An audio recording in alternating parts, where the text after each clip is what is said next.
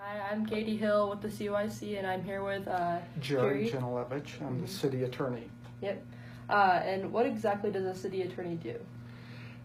That's a broad question.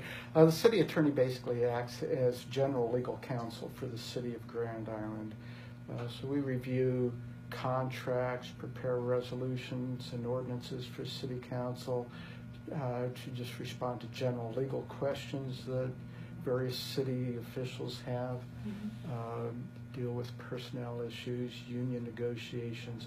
So pretty broad scope of area. As far as civil matters, we also handle prosecution of code violations.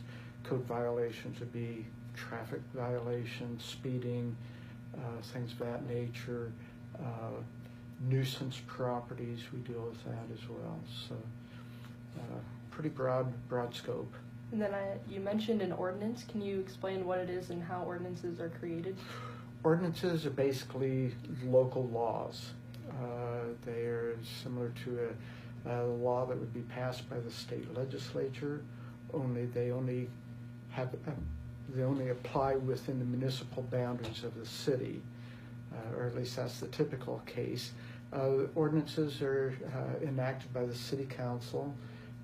They require 3 readings, although the council can waive readings and adopt an ordinance on the initial agenda item before the council. But essentially an ordinance is a local regulation or law.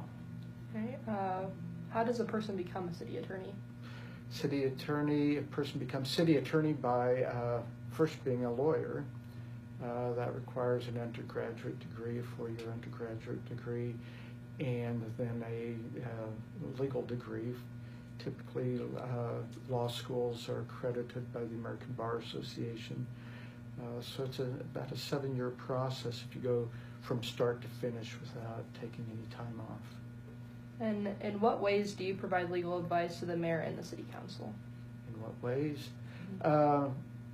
I guess just about any way you can communicate. People call me on the phone, send an email, come visit me in my office. All right. And then if you could be a part of any city department other than your own, which would it be and why? Oh, that's an interesting question.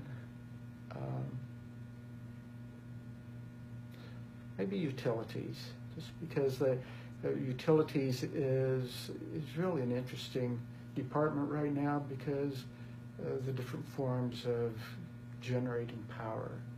It used to be you had power generated by coal or by some sort of a diesel fuel powered generation equipment.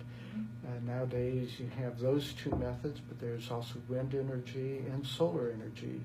So there's a lot of new technology coming on, and would be interesting to work in those areas, I think. Thank you. Sure. You got it, man?